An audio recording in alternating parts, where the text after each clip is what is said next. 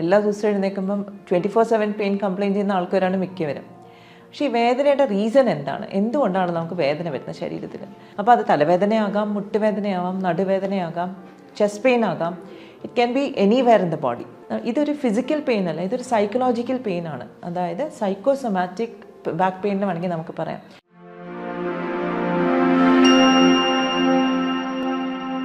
Hello friends, ഞാൻ doctor Trishna, medical director and chief physician, Samatvam Wellness, Trivandrum. പലപ്പോഴും നമ്മുടെ ഒരു ക്ലിനിക്കിൽ എപ്പോഴും നമ്മൾ കണ്ടുവരുന്ന ഒരു കണ്ടീഷനാണ് പെയിൻ, അല്ലേ? പെയിൻ വരാത്തവരാരുമില്ല. എല്ലാ ദിവസവും എഴുന്നേൽക്കുമ്പം 24/7 പെയിൻ കംപ്ലയിൻറ്റ് ചെയ്യുന്ന ആൾക്കാരാണ് മിക്കവരും. പക്ഷേ ഈ വേദനയുടെ റീസൺ എന്താണ്? എന്തുകൊണ്ടാണ് നമുക്ക് വേദന വരുന്നത് ശരീരത്തിൽ? പലപ്പോഴും നമ്മൾ വിചാരിക്കുന്നത് വെച്ചാൽ ഒരു മസിൽ പെയിൻ ആയിരിക്കും, എന്തെങ്കിലും ഒരു ബാം തടകി അല്ലെങ്കിൽ ഒരു കുഴമ്പ് തേച്ചു, ഇത് മാറി.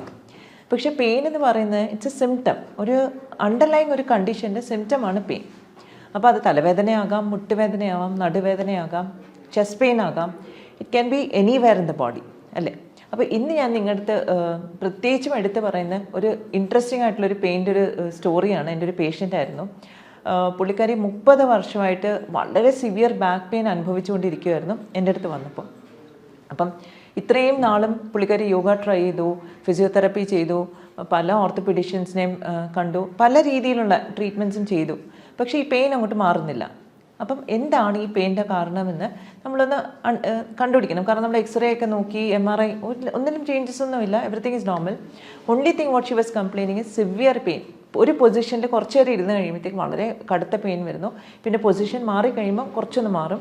അപ്പം ഡെഫിനറ്റ്ലി പൊസിഷൻ എന്ന് പറയുമ്പോൾ തന്നെ നമ്മൾ ആദ്യം തന്നെ സ്ട്രൈക്ക് ചെയ്യുന്ന പോസ്ചറൽ പെയിൻ ആയിരിക്കും. അതായത് ഒരു പൊസിഷനിൽ വന്ന് ട്രിഗർ ചെയ്യുന്ന പെയിൻ ആണെന്നാണ്. പക്ഷേ ഒരു മെഡിക്കൽ എക്സാമിൻ ചെയ്തപ്പോഴത്തേക്ക് മസ്കുലർ ചേഞ്ചസ് ഒന്നുമില്ല, സ്പൈനിന് ചേഞ്ചസ് ഒന്നുമില്ല. അപ്പം ഇങ്ങനെ വന്നപ്പോഴത്തേക്ക് ഞാൻ കുറച്ച് ഡീപ്പായിട്ടൊന്ന് ഒരു സൈക്യാട്രിക് അല്ല ഒരു സൈക്കോളജിക്കലി ഓറിയൻറ്റഡ് ഹിസ്റ്ററിയും കൂടെ എടുത്തു.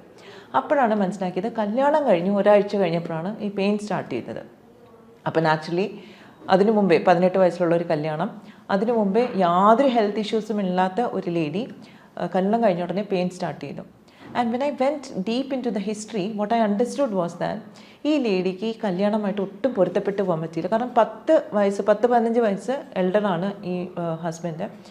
അതും 18-ാം വയസ്സിൽ അമ്മ നിർബന്ധിച്ച് കല്യാണം കഴിപ്പിച്ചത്, എസ്പെഷ്യലി ബിക്കോസ് അമ്മയ്ക്ക് ഈ പയ്യനെ ഇഷ്ടമായിരുന്നു. അതുകൊണ്ട് അപ്പം ഈ ഒരു നെഗറ്റീവ് ഒരു എന്താ പറയുന്ന ഒരു ലൈഫ് ഇവൻറ്റ് ജീവിതത്തിൽ വന്നതിന് ശേഷം പുള്ളിക്കാരിക്ക് അതിൻ്റെ ഒരു സ്ട്രെസ് എന്ന് പറഞ്ഞാൽ ചില്ലറയല്ല. കാരണം every day she regrets that decision. അപ്പോൾ അങ്ങനെ ഇരിക്കുക. അത് മാത്രമല്ല ഹസ്ബൻഡും അമ്മയും തമ്മിൽ വളരെ ക്ലോസ് ആണ്. അതുകൊണ്ട് ഈ പുള്ളിക്കാരിക്ക് ഇത് വിട്ടുപോകാനും പറ്റുന്നില്ല എന്നുള്ളൊരവസ്ഥയായിരുന്നു. എനിവേ നമ്മൾ കുറച്ച് ഡീപ്പായിട്ട് ഡ്വെല് ചെയ്തപ്പോഴത്തേക്ക് ഇതൊരു ഫിസിക്കൽ പെയിൻ അല്ല, ഇതൊരു സൈക്കോളജിക്കൽ പെയിൻ ആണ്. അതായത് സൈക്കോസൊമാറ്റിക് ബാക്ക് പെയിൻ എന്ന് വേണമെങ്കിൽ നമുക്ക് പറയാം. നമ്മുടെ മനസ്സിലുള്ള ഒരു സ്ട്രെസ്സ് മൂലം അതിൻ്റെ ഇഫക്റ്റ് നമ്മുടെ ശരീരത്തിൽ കാണുന്നതാണ് ഈ സൈക്കോസൊമാറ്റിക് എന്ന് പറയുന്നത്. എനിക്കൊന്ന് മിക്കവർക്കും ഇങ്ങനത്തെ കണ്ടീഷൻസ് വരാറുണ്ട്. നമ്മൾ പണ്ടൊക്കെ ചില അമ്മച്ചിമാരെയൊക്കെ കണ്ടിട്ടുണ്ട്, പെട്ടെന്ന് എന്തെങ്കിലും, എനിക്കൊന്ന് ഈവൻ മൂവീസിൽ നമ്മൾ കാണാറുണ്ട്, എന്താ പറയുന്നത്, പെട്ടെന്നൊരു ന്യൂസ് കേൾക്കുമ്പോഴത്തേക്ക് തളർന്ന് വീഴുന്നു, അല്ലെങ്കിൽ ഹാർട്ട് അറ്റാക്ക് വരുന്ന all those things you know. And ഞങ്ങളൊക്കെ കുട്ടിക്കാലത്ത് വിചാരിക്കുന്നത് ഇറ്റ് വാസ് സോ ഡ്രമാറ്റിക്.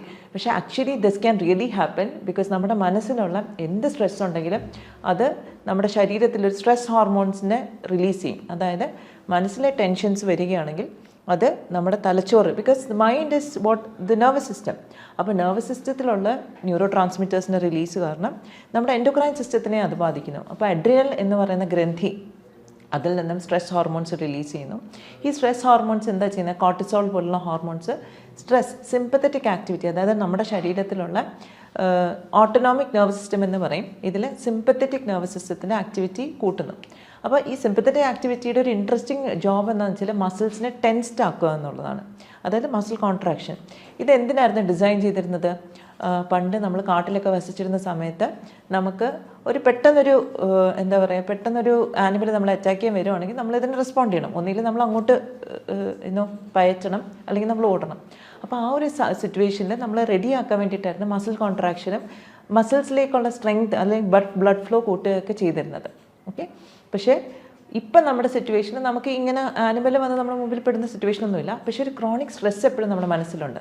അതായത് എന്തെങ്കിലും ഒരു കാരണം നമുക്ക് ഇഷ്ടപ്പെടുന്നില്ലെങ്കിൽ അത് 24/7 നമ്മൾ ഇറിറ്റേറ്റ് ചെയ്യുന്ന ഒരു സിറ്റുവേഷനിലേക്കാണ് നമ്മൾ പോകുന്നത്. അപ്പോൾ ആ ക്രോണിക് സ്ട്രെസ് മൂലം ഈ സ്ട്രെസ് ഹോർമോൺസ് കണ്ടിന്യൂസ് ആയിട്ട് നമ്മൾ ബ്ലഡിൽ എലിവേറ്റഡ് ആയിട്ട് നിൽക്കുന്നു. Naturally the response is contraction of muscles. അപ്പോൾ അതുകൊണ്ട് തന്നെ നമുക്ക് ഈ കോൺട്രാക്ഷൻ ഓഫ് മസിൽസ് നമുക്ക് മസിൽ റിലാക്സൻസ് വേണമെങ്കിൽ കൊടുത്ത് റിലാക്സ് ചെയ്യിപ്പിക്കാം, പക്ഷേ that will be A temporary thing. അപ്പം നമ്മൾ എന്താണ് അഡ്രസ്സ് ചെയ്യേണ്ടത്? ഈ മനസ്സിലുള്ള ടെൻഷനെയാണ് നമ്മൾ അഡ്രസ്സ് ചെയ്യേണ്ടത്. അപ്പോൾ അങ്ങനെ കുറച്ച് കൗൺസിലിംഗ് സെഷൻസും ബാക്കി കാര്യങ്ങളും കുറച്ച് ഫിസിക്കൽ എക്സസൈസസ്. ശരിക്കും പറഞ്ഞാൽ ലേഡിക്ക് ഫിസിക്കലായിട്ട് ഒന്നും ഇനീഷ്യലി ചെയ്യാൻ പറ്റില്ലായിരുന്നു, ബിക്കോസ് എന്ത് ചെയ്താലും പെയിൻ ട്രിഗർ ചെയ്യും. അപ്പം മെൻറ്റൽ ഒരു സപ്പോർട്ട് കിട്ടിയ ശേഷം now she is doing very well. And recently ഞാൻ അവരെ കണ്ടിരുന്നു. അപ്പം എനിക്ക് അതിൽ വളരെ ഇൻട്രസ്റ്റിംഗ് ആയിട്ടുള്ള തോന്നിയ കാര്യം എന്ന് പറഞ്ഞാൽ, പലപ്പോഴും ബാക്ക് പെയിൻ എന്ന് പറഞ്ഞാൽ നമ്മൾ പല ഡോക്ടേഴ്സിനെയും കാണുന്നു, കഴുത്ത് വേദന ഡോക്ടറിനെ കാണുന്നു, എന്തൊക്കെ ചികിത്സ ചെയ്തിട്ട് മാറുന്നില്ല. പക്ഷേ definitely look into the mental aspect. കാരണം മാനസികമായിട്ട് എന്തെങ്കിലും സംഘർഷമുണ്ടെങ്കിൽ അത് നമ്മുടെ ശരീരത്തിൽ പ്രതിഫലിക്കും. അത് വേദനയായിട്ടാകാം, വിട്ടുമാറാത്ത അസുഖങ്ങളായിട്ടാകാം. So definitely mental health is very important. അപ്പോൾ സ്ട്രെസ് മാനേജ്മെൻറ്റ് ഇതിൽ വളരെ ഇമ്പോർട്ടൻ്റ് ആണ്. സ്ട്രെസ് മാനേജ്മെൻറ്റ് എന്ന് പറയുമ്പോൾ തന്നെ നമ്മൾ വളരെ വളരെ റിസർച്ച് ബേസ്ഡ് ആയിട്ടുള്ള ടെക്നിക്സ് ഉണ്ട്. മൈൻഡ്ഫുൾനെസ് ബേസ്ഡ് ടെക്നിക്സ് ഉണ്ട്, യോഗ ബേസ്ഡ് ടെക്നിക്സ് ഉണ്ട്, പല ടെക്നിക്സ് ഉണ്ട്. അപ്പം we can just start with simple techniques. നമ്മുടെ വീട്ടിൽ തന്നെ നമുക്ക് ചെയ്യാവുന്ന ടെക്നിക്ക് എന്താണെന്ന് വെച്ചാൽ നമുക്ക് ബ്രെത്ത് അവെയർനെസ് എന്നുള്ളതാണ്. അതായത് ശ്വാസത്തിൽ നമ്മൾ ശ്രദ്ധിക്കുക. പക്ഷേ ഈ ശ്വാസത്തിൽ ശ്രദ്ധിക്കാതിരിക്കുമ്പോൾ എന്ത് പറ്റുന്ന പറയട്ടെ, ഈ ചിന്ത ഇങ്ങനെ കൂടുതൽ വരും, നമ്മളിങ്ങനെ കൂടുതൽ അലട്ടും. അപ്പോൾ അതുകൊണ്ട് തന്നെ നമ്മൾ ഇനീഷ്യലി ഒരു ഗൈഡഡ് ആയിട്ട് ഒരാളുടെ സഹായത്തോടുകൂടെ ചെയ്യുന്നതായിരിക്കും നല്ലത്. ഒരു നമുക്ക് സ്വയം ചെയ്യാൻ പറ്റുന്ന ഒരു പര്യാപ്തമാകുന്നൊരു സമയം വരെ ഗൈഡഡ് ആയിട്ട് ചെയ്യുക. അതിനുശേഷം maybe you will be able to do it on your own. അപ്പം ഡെഫിനറ്റ്ലി ഈ മെഡിറ്റേഷൻ പ്രാക്ടീസ് വളരെ ഇഫക്റ്റീവാണ്. അപ്പോൾ മെഡിറ്റേഷൻ നമ്മൾ പറയുമ്പോഴത്തേക്ക് നമ്മൾ വിചാരിക്കും അതിൽ മന്ത്രം ചാൻറ്റ് ചെയ്യുന്നുണ്ടോ, അങ്ങനെയൊന്നുമില്ല. This is very simple breath awareness. Anybody can do it, any age group people can do it. ഇത് ചെയ്യുമ്പോൾ തന്നെ നമ്മുടെ മനസ്സിൽ എന്താണ് നമ്മൾ അലട്ടുന്നത് നമുക്ക് തിരിച്ചറിയാൻ സാധിക്കും, അതിനെ നമുക്ക് അഡ്രസ്സ് ചെയ്യാൻ സാധിക്കും. അതോടുകൂടെ നമ്മുടെ ഫിസിക്കൽ എയിൽമെൻറ്റ് പോലും നമുക്ക് മാറ്റാനായിട്ട് സാധിക്കും. അപ്പം ഡെഫിനറ്റായിട്ടും എനിക്കൊന്ന് കേരളീയ ജനത എല്ലാവരും ചെയ്യേണ്ട ഒരു കാര്യമാണ്. കാരണം എൻ്റെ എബ്രോഡിലുള്ള സിസ്റ്ററൊക്കെ പറയുന്നത് വെച്ചാൽ കേരളത്തിലോട്ട് വരാൻ പേടിയാണ്, because of the crime rate and the news that is happening around us. അപ്പം അതും ഒരു കോൺസ്റ്റൻറ്റ് സ്ട്രെസ്സാണ് ശരിക്കും പറഞ്ഞാൽ നമുക്ക്. അപ്പോൾ definitely we all should learn stress management. I hope this video was helpful for you. Thank you very much.